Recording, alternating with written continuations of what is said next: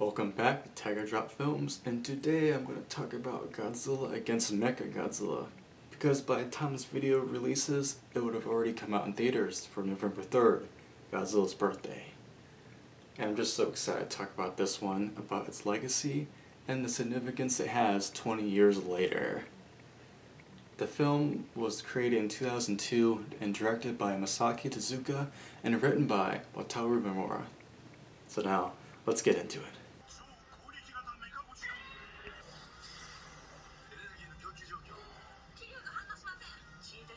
So the film takes place 40 years after Godzilla killed JFK and follows him on another diabolical rampage. Okay, maybe not that part, but the protagonist is Akane Yoshiro, who was a Maser tank pilot in the JSDF until a fateful day in 1999 when a new Godzilla appears, and during the confrontation she accidentally kills her commanding officer and her comrades. Following this, Akane is relegated to being a librarian for the JSDF, and over the course of the film slowly gets back into being a pilot and eventually facing Godzilla in the new mecha the JSDF created, a Megaguirus dubbed Kiryu, who was created by these top scientists in Japan working together and forming a mecha out of the bones of the original Godzilla from 1954. Godzilla Against Mechagodzilla centers around Akane dealing with her past and overcoming the ridicule from her fellow peers, who still blame her for what she did 5 years prior. At the same time, Akane forms a bond of scientist Yuhara and his daughter Sarah. Now Yuhara is one of the scientists who helped create Kiryu, and he is a bit of a, I guess, kind of a goofy guy, right? But he's a lovable father, and is, over the course of the film, tries to hit on Akane, but to no avail. At least until he pulls a few tricks. The fun thing about Yuhara is he's played by Shin Takuma, who recently appeared in 2021's Ultraman Trigger, where he also played a scientist. So why does this film have a legacy? Well, I believe there are a few reasons, so let's get into it. So you see, this film has recently gained more attention due to its new theatrical release in the US, just in time for Godzilla's 68th birthday. And not only that, but earlier this year in the mobile game Battle Lines, the actress who plays Akane, Yumiko Shaku, returned to reprise her role as Akane, and when they added Kiryu to the game, and you know, that game just gets so extra for getting the actress herself to come back. And which brings me to my point that the most well-known aspect of this film would have to be the new Megagodzilla. The fact that he has the soul of the original Godzilla within his bones and the possibility of going berserk in a second really makes him stand out compared to your usual Mechagodzillas. And there's a reason this version of Kiryu is readapted in comics and games. And even recently, in 2021 Singular Point, we see a new Mechagodzilla, which is also built by the bones of previous Godzilla. So it's a clear reference to Kiryu, right? And you can tell that this concept, while it may just be new for the Godzilla franchise and not other IPs, for all intents and purposes, it was new for Godzilla fans, and it really stands out. And I think it shows how a little bit of innovation can really add new flavor to a character without having to completely go back to the drawing board and redo things. And we can't forget that time on Death Battle, where both Kiryu and Akane won a battle against the Power Rangers, or it was one of the Megazords. It's like, of all the characters from Godzilla they could have picked for that, they picked this Mechagodzilla, and even his human pilot. So it's safe to say this film has clearly had an impact on Godzilla fans and even casual fans, and that kind of just pop into the franchise from time to time. I even have a Thai release of this film thanks to my grandpa. I don't know if you can see it, it's kind of like that. Yeah, which is pretty cool, you know, it's a little nugget in this film's history. The story for Godzilla Against Mechagodzilla is a lot simpler than the one that came out just before it, which was 2001's GMK. Now, whether or not the viewer finds Akane's story to be compelling, or maybe a little too brisk, is honestly up to you. Personally, I think Akane's character type works far better than Sujimori's in 2000's versus Megaguirus, which is essentially the same character, just with not as much depth to it, or maybe not as much gravitas, or not as much to chew on as a character. If you want a great discussion over Megaguirus, then hop on over to G-Force, a Kaiju podcast, where a great group of my friends like to get together and discuss all things Kaiju. You might even hear me on it. So please check them out, and here's a little nugget. I know it's like the cliche generic opinion, but I mean, this is by and far my favorite Rodan in terms of personality and the suit and just the viciousness that he has. Like, it is definitely my favorite Rodan. And I know that's not a unpopular opinion, but yeah, I mean, playing as this Rodan in the PS4 game was a real treat. Yeah, and further, absolutely. Sold my love of this character, this version, the OG, Right. And they did him justice in that. With that being said, it should be noted that Against Mechagodzilla is pretty much an improved version of Megaguirus, okay? Down to the plot revolving around a heron with a grudge against Godzilla, and a new super weapon that can supposedly take him out for good. Is that going to work? We know it's not.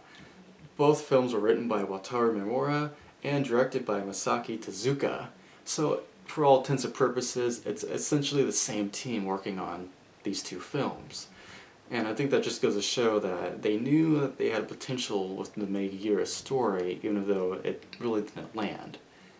So they saw this as what I see as an opportunity to do better, and that's how we got Godzilla Against Mechagodzilla, right? So this begs the question, could Godzilla Against Mechagodzilla have turned out as well as it did without Megaguirus, running and falling on its face before it? Personally, I think not. But the fact that Mimura and Tezuka felt that they could do better if the overall concept shows they were aware of the missed potential last time. And not to mention that Toho wanted them to use Mechagodzilla this time to maximize sales. So I think all these factors came together to form a pretty good film. I think that for all intents and purposes, there is nothing wrong with revisiting an idea you as a creator felt you did milquetoast on before, if it means you know how to do better this time. So this brings me to a scene that always stood out to me, okay? Over the course of the film, Akane develops a bond with Sarah, who is Yuharu's daughter, and there's a glimpse of Akane becoming the motherly figure that Sarah never had. So this brings me to a scene that always stood out to me. It's where, over the course of the film, Akane and Sarah, who is Yuharu's daughter, slowly form a bond. And Akane, there's glimpses of her becoming the motherly figure that Sarah never had, or at least lost recently. So earlier, Yuharu explains to Akane that his wife had complications during her second pregnancy, and sadly her and the child passed away. So this left Sarah without a mother, and Yuharu are trying to fill in as being a single father the best he could be. And this leaves Sarah with a unique connection to this plant that she always keeps with her. She always keeps this plant with her and is even seen speaking to it, maybe as a way to vent and just to kind of, I guess, have this friend with her, that she thinks understands her. And I think, for a kid that lost their parent, it makes sense for them to kind of gravitate towards an object or even a plant or even, an animal. Just something for them to kind of talk to and not necessarily fill that void, but all the same having, something that's kind of secure. And so the plant is this kind of safety thing for Sarah. And due to losing her mother, Sarah develops a sense of care for life, being against the destruction of it. And she wonders if Kiryu is okay being brought back to life to fight a Godzilla, who of course is another member of his species. So there's a little bit of, I wouldn't say necessarily a dilemma, but just a little bit of character, I guess, depth. This film has Akane learning that every life is worth something, and growing a new strength from this revelation. After all, the only reason Akane gets back up during the final fight with Godzilla is because she remembers what Sarah told her. Or perhaps the better way to put it is, Akane remembers what Sarah taught her. The film ends with Akane fending Godzilla off, with both monster and mecha enduring significantly heavy wounds. Akane is able to let her past go and move on. And as a new day comes with a rising sun. There's an end credits scene that I love for how human it is. It's simple. Akane is seen looking at Kiryu as he undergoes repairs in the hangar, and she's accompanied by Yuhara and Sarah. Yuhara says he gets to take her out to dinner now because of the bet they made earlier, and the story ends on a sweet note. You know, they form a little family at this point, and it's nice. After watching a good deal of Ultraman shows where there are episodes that are able to pull at the heartstrings in just under half an hour, I could safely say this film does the same, and its 88-minute runtime, that is.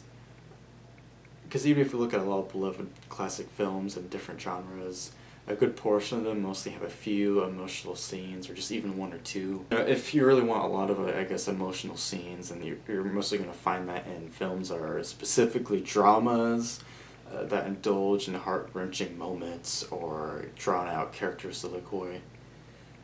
But a lot of popular films that lean on action and spectacle side can get by with just a handful of tender moments. And I see Godzilla Against Mechagodzilla doing just that. It's providing enough action, plot, energy, and heart-to-heart that fans truly love it. It's one I would personally find myself going back to a lot, even years later, because it's one I watched a lot as a kid, but nowadays I still find myself enjoying it just as much as I did. And that's looking back without nostalgic goggles too. And I see fans online of similar experiences as mine. So the music. The score for this film is quite famous in the fan base. Michiru Oshima performed the score, and as of 2022, she's still the only woman composer for the Godzilla franchise, having done 3 of them, Megaguirus, this film, and the sequel, Tokyo SOS. She's able to create such adrenaline-pumping, ominous themes, as well as peaceful melodies for quieter moments. I guess the 2 biggest parallels for each of these would be the adrenaline-pumping Godzilla theme, or the quieter track that, depending on the translation, is called Reconcile, or it's just referred to as Akane and Sarah. I really like those 2 tracks specifically. They show the range that Miss Oshima has as a composer. She was one of the guests at G-Fest 2017, and that's one I attended. So I got to see her on the panel discussing how she was a Godzilla fan and wanted to do him justice for these films. I remember her speaking about the process in creating Godzilla's theme, which was amped up compared to what she did in Megaguirus. As in, she recalled how she enlisted the help of a Russian orchestra to help her goal of conveying the size and power of Godzilla. And it works. It works so well. There's also one theme in particular that is melancholic as it is peaceful, and it's the one I brought up earlier, Reconcile.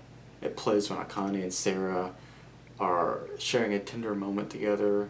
It's kind of 2 scenes. It's when she's on the rooftop at night as Sarah kind of runs off. It's also where Yuhara tells Akane about Sarah's mother.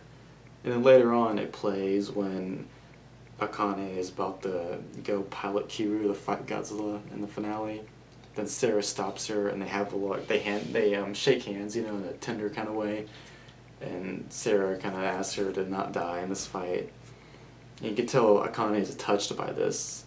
And it pays off later when she needs to hear Sarah's words come back to her, and she needs to pilot Kiryu to kick Godzilla's ass one last time. I instantly think back to that shot of Sarah reaching out her hand to Akane, promising her to not die in the oncoming battle. It's poignant, it's sweet, That theme always struck out to me as a kid, and I can find myself listening to it at night whenever I guess, have trouble falling asleep, because you know how it is these days, everyone has insomnia. Oshima would continue to show her range as a composer in the sequel, Tokyo SOS, where there are 2 themes at play, one during the finale, one after the battle is clear, and during the end credits.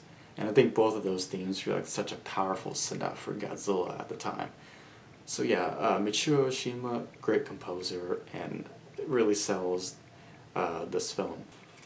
So I think Godzilla Against Mechagodzilla shows that you don't always have to try reinventing a franchise to be remembered years later. This film simply had a new take on Godzilla and Mechagodzilla, bolstered by a more character-driven story and its 88-minute runtime. And 20 years later, people remember it fondly. I have no doubt it's going to continue to be that way, because sometimes going simple with a few new spices is all you need to make a dish that people will keep coming back to. So that's it for this video, guys. It's kind of a quick one. I kind of just, I love this film, and I'm so happy I got to see it on the big screen. So yeah, that's it for this video. Hit a like if you enjoyed it, and please subscribe. I got more content coming on from Godzilla and some more Ultraman videos too. So yeah, thank you guys for watching, and this was Tiger Drop Films. Take care.